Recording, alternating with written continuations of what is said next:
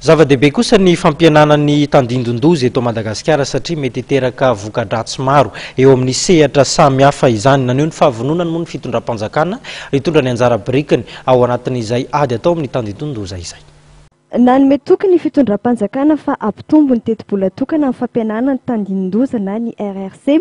Mbola andalam-pamolavolana izay ny tompon'andraikitra amin'izao fotoan'izao hoy ny Général Charles Rambolarson, lefitry ny sekretera mpanantanteraka ny BNGRC. Ny fanjakana aloha zany isoran'ny fanjakana aloha fa nisy ezaka be mihitsy zany ny fanjakana tamin'ity taona ity. Misy ezaka be mihitsy zany ny hoe misy loza anankiray mitranga dia atao ny tombatombana rehetrarehetra dia miezaka amin'ny fanjakana zany mba amin'ny alalan'ny resursa propre amin'ny fanjakana no niatrehana azy. Dia amin'izao koa moa zany rehefa natao zay le na dia mbola tsy vita raha hoe le lazaina hoe leçon apprise na le hoe les bonnes pratiques dia efa anisan'ny zavatra efa ifanekena na ho an'ny mpiara-nantoka na mpiatsehatra eo amin'ny fitantanana loza eto Madagasikara fa hoe mila an'izay le fonds disponible na fonds propre zay zany tsika mba hiatrehana an'le loza zay mety hitranga. Dia efa nanaiky an'izay fanjakana dia fampamolavolana azy moa zany teknisianina amin'izao. Tsy tokony hadino koa nefa fa ireny loza reny tsy voasahan'ny fanjakana samirery raha ny tena izy. Fa tsy maintsy misy le fifandraisana any ambadikany ary izay fifandraisana zay fifandraisana maharitra foana zay fa tsy hoe voavetivety eo no atao. Dia misy zany ireo mpiara-monantoka amintsika fa miandry an'izay foana zany isaky misy hoe loza mitranga dia misy fomba fifampizarana amin'ireny le fahavoazana reny dia misy fomba fifampizarana koa na fampahafantarana koa amin'le fanarena zay tokony ho atao. Ao anatin'ny fiomanana amin'ny famolavolana paikady nasionaly mikasika ny fampianana ny tandindondoza i Madagasikara amin'izao fotoan'izao, taoriana ny famaritana ireo teboka maro tokony hitondrana fanatsarana eo amin'izay fampianana ny tandindondoza izay.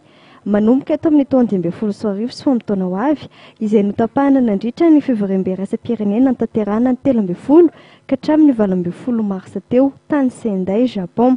Misy ny atrikasa tanterahana androany teto amin'ny panorama Andrainarivo mba ahafahana mampifanaraka ny paikady nasionaly amin'ireo tondro zotra nolanona teo amin'ny sehatra iraisam-pirenena.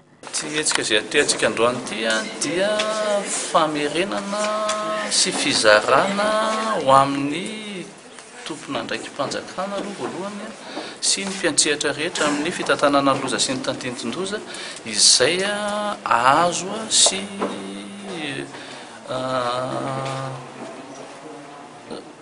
fandraisana anjara nataon'ny délégation malagasy tany Sendai, Japon tamin'ny famolavolana an'ilay orientation internationale vaovao amin'ny resaka réduction des risques et des catastrophes fampianana loza sy ny tandindondoza. Araky ny voalazako teo ny stratégie nationale dia tsy maintsy manaraka ny orientation internationale. Ao anatin'ny orientation internationale raha ny cadre d'action de Hyogo le nandeha 2005 à 2015 dia nisy priorité voafaritra atao priorité d'action.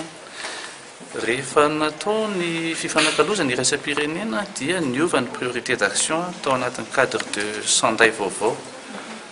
Dia zay priorité vaovao zay no arahana dia voatery miova araka izany koa zany ho atsika ny priorité d'action ao anatin'ny stratégie nationale. Dia ny stratégie nationale araka ny teneko teo dia se référer amin'ny cadre international fa isika koa tsy maintsy se référer amin'ny cadre régional lay validation ataon'ny continent africain amin'ny volana jolay ho avy zao. Nitondra ireo feikevitra nofaritana nandritra ny fivorim-be raisam-pirenena tany Sendai ireo mpikambana teo anivon'ny délégation malagasy izay nanatrika izany tany an-toerana toy ny mpikambana teo anivon'ny gouvernement, ny teknisiany universitaire, ny fraises Mont-Pyrénées nandritra ty atrikasa ity.